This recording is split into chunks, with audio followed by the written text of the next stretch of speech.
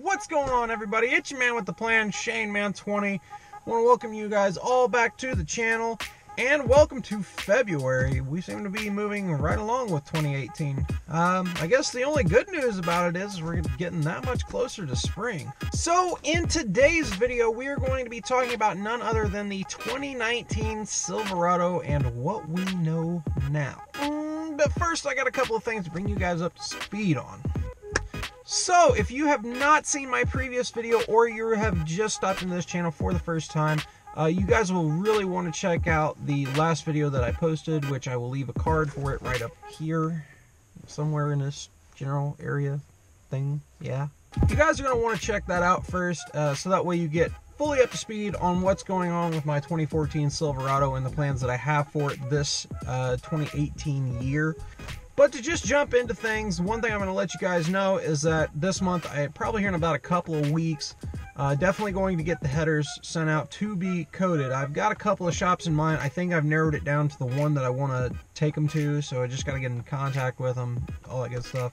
But anyways, the headers will get coated this month, probably in a couple weeks. Also plan to get all the other miscellaneous things that is necessary for those headers, mostly just things that are extra for me, like wideband O2, a couple other interior miscellaneous things. But other than that, those will be the only things that I'll get for it right now, and then we will definitely be hopping into that whenever the weather breaks. Also, one other thing, I had a question come up in one of my comments sections of a video, and somebody had asked me, Shane, have you already installed the L86 intake and your ported throttle body on your truck? And if so, have you noticed any changes? The answer to that question is no. I never got a chance to actually install it. Ran out of time last year. Weather was starting to get cold, so and I didn't want to take a chance trying to take everything apart here in the driveway with it getting cold. I just didn't want to risk it. I thought it was a bad factor all the way around. So the plan is right now that once the weather breaks, that'll be one of the first things we install on the truck and see how the truck reacts to it. Definitely get a new fresh tune. I really want to get a 93 tune, something that really works great for power on this truck. Once that's all installed and everything's kind of settled where it needs to be, we'll do another retune for the headers, and the headers will go on that same day. So not saying everything mod-wise is going to happen all at one time, but what I definitely see happening is installing the L86 intake and ported throttle body first, along with a retune, and we will definitely see how the truck reacts for about a week or two, and then if the weather is still good at that point, we will go on ahead and install the headers and do a retune, and then we'll go from there. So that's pretty much what I have in mind here for the next couple of months. It really just kind of depends on the weather right now. So like I said, we're into February. It's still cold. The weather's just playing games with us right now. So that's pretty much where we're at. All right, so wrapping up all that stuff, let's go into talking about the 2019 Silverado. So, if you guys have been living under a rock for like the last couple of weeks or so, GM has finally announced the 2019 Chevy Silverado. They did the unveiling at the North American International Auto Show, and they did a pretty good job with it, I have to say. I think even the display beforehand was showing 100 years of GM trucks. Definitely a really cool thing to see display-wise, and for them to, it was a really good platform for them to show off the all-new 2019 Chevy Silverado. Now, initially, we have seen the 2019 Silverado. They unveiled it at the Texas Motor Speedway. They basically showed us what their LT Trailboss was going to look like.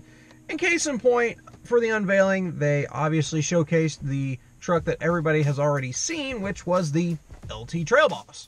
But trying not to segue into trim levels just yet, let's talk about some of the new features. I mean, we already know about the new features, and we already discussed this in a prior video, which if you guys haven't seen that, there'll be a card for it like right up here. But anyways, let's go into what they mentioned at the auto show, starting with the body. So what we know about the body, obviously we know it's been redesigned. They've worked it a lot in the wind tunnel. I mean, guys, we already know it's a truck. It's not necessarily meant to be a fuel efficient machine, but at the same time, the demand for what is expected out of a truck has drastically changed in a lot of years. And I know people in the truck community always push the big thing of it's a truck. It's not meant to have fuel economy. But customers have spoken. And while there are still a lot of truck enthusiasts like myself, fuel economy isn't necessarily a bad thing. It's nice to have, but at the same time, I understand. It's a truck. It's heavy. It's got a V8. It's gonna, you know, suck gas down like it's no tomorrow. It is what it is. But anyways, trying not to digress any further, talking about the body, we already know that the hoods have been aluminum for some time, but now they have since changed up a lot more things. They've added a lot more different steel components, and they've also added more aluminum. So now not only is the hood aluminum, now the doors are aluminum, and the tailgate is now made of aluminum. You're still going to get a roll formed bed, you're still going to get a steel frame, you're still going to get a steel body essentially, and just a lot of different grades of steel being used in the body, and I think as well as in the frame. May be wrong, but that's generally one of the things they announced right away, and they told us that they were able to shave off 450 pounds from the previous generation Silverado, and I was like, holy crap. 450 pounds doesn't seem like a whole lot, but once you put it in perspective, I guess thinking from race car mindset, that's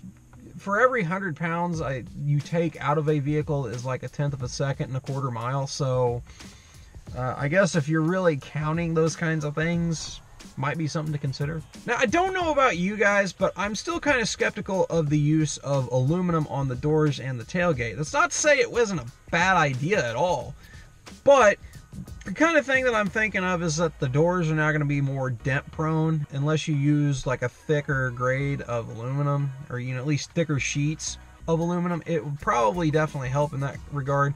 Plus, as guys already know, tailgates seem to be the #1 most stolen item on trucks, or at least it's a very common stolen item on pickup trucks as we know right now, and that's just going to make them even more prone to being stolen. So hopefully GM has something in mind to keep them from getting stolen. One thing I know that they started to do with this current generation of trucks was they started adding the locking feature to it finally, or at least from your key fob, which is nice. I like having to do that because I don't like to manually lock and unlock it. It's kind of inconvenient, but that's just me. I could always have it put in, but it's not something I necessarily need. Which, speaking of tailgate, one thing that they mentioned after the show was that now the tailgates will have a push button drop. So basically all you do is push the button, and then if you want it to go back up, I think you can simply just push the button, it goes back up, or you can just simply start to lift it back up and it will take over for itself, or you can just use it as a traditional tailgate and close it like you would normally do on any other truck. One other thing I do know about the trucks is that it will still have the dampened rotators, kind of like what's on this current truck right now on these current generation trucks. Basically, when you drop the tailgate, it kind of comes down slowly, and when you want to take it back up, it's kind of got a nice force to, so it doesn't feel like you're slamming it necessarily. So it's still nice that they're keeping that technology around.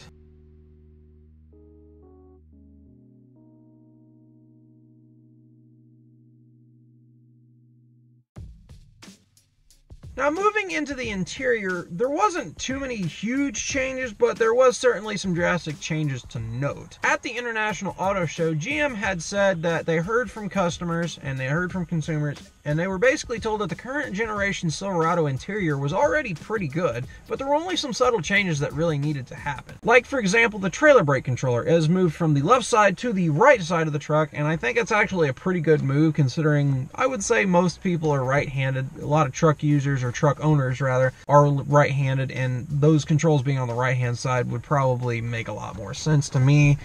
Make it more easy to use, more convenient. And I also noticed some changes on the left side of the interior as well. For example, the four-wheel drive is now gone from the selector toggle to back to push button stuff again. And it looks to me like they got rid of the tow haul mode button on the column shifter. It looks like we're going to have like a mode selection switch, and we'll be able to select between tow haul mode and sport mode, but it's really, nobody really knows anything just yet. They really haven't announced any more things about what's going to go on with the interior other than what we've already seen. Which, one other thing I do want to note, the CD player, I know that's not as big a deal as anybody really, but I think we can officially say the CD player has now been put to rest. I didn't see anywhere any place at all where a CD player would go. So I think it's safe to say the CD player has now outlived its usefulness, and that's it. It's gone. Subtle things, I know, but it is what it is. Now, moving over to trim levels, they actually announced to us at the International Auto Show that they were going to be offering 8 different trim levels for the next generation Silverado. And me personally, I'm blown away that they would offer that many trim levels. Starting from the very bottom of the list, we'll start out with the work truck, which actually doesn't look half bad. Now, they have a different grille for the work truck and lower trim levels, and I actually kind of like it, and I even like the headlight design. It looks very similar to what the current generation, I guess the 14 and 15 Silverados had for the lower trim level headlights. They don't look too bad, and even in this use for the new generation Silverado, it actually doesn't look too bad. The grille design looks actually really nice, so I honestly don't mind how the lower trim levels look, especially the custom trim. I actually have a picture that has been going around a lot of different groups lately. It's a picture of a 2019 Silverado custom that has been lowered and has bigger wheels on it, and it actually looks kind of nice. So, you know, I might consider something like that at some point, maybe. I guess we'll just really have to see once the trucks come out. We'll see what some first year things happen. You know, I guess we'll just have to see, really, honestly. Moving up from that, they offer a custom Trailboss. So if you can't afford the LT Trailboss, they have one that's much down in the cheaper section. You get the same low-end grille and low-end headlights. Still looks remarkably good, and from what it looks like, it will have the Z71 off-road package. I would say that obviously makes much more sense. If you're going to have a Trailboss or trail-focused truck, you might as well include the Z71 off-road package. Moving up from there, you get the LT package, which they offer a lot more chrome on the front end of it, and honestly, that doesn't look too bad now that we've seen it with some different contrasting setups. It definitely looks nice. I think with the Z71 package, they'll probably still offer like a color match deal. But even moving up to that, they have a new one that I have never heard of. It's called the RST trim level, and the entire truck is actually color matched, except for the bumper, or the very bottom of the bumper, rather. It's still black, but the way they showcased it in here is absolutely gorgeous. I think that would be something I'd consider more of. I really like the way that truck looks more than anything else. And then moving up from there, you get the LT Trailboss. And then from there, it's LTZ. The LTZ actually looks very nice. It looks very stunning, especially with the upper trim level headlights. And then, of course, you're still going to have the offering of the High Country, which looked remarkable, especially at the auto show. It looked absolutely stunning. Now to go into the one thing that I know you guys have all been waiting for, and the one thing that we certainly at the auto show were wanting to hear about was powertrain. So what we know about the powertrain selection for the 2019 Silverado is you will still have an offering of the V6 and the 2 V8 options. So I believe you will still have the 4.3 liter V6, you'll have the 5.3 and the 6.2 liter V8.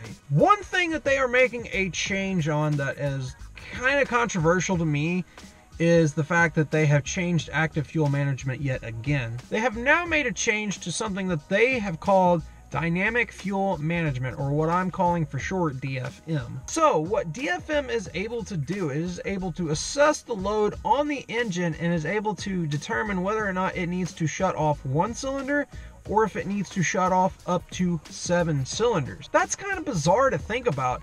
A truck running on just one cylinder. Now, I'll be honest with you, I'm very skeptical of it, and I know a lot of other people are as well. It's one of those things where I'm expecting the worst, but hoping for the best. I know active fuel management has been very well for some of these newer trucks. At least it's handled itself much better on the LT platform than it did on the LS platform. But I will definitely say this much. It's one of those things that it's just kind of, you know, I'm not really sure about. I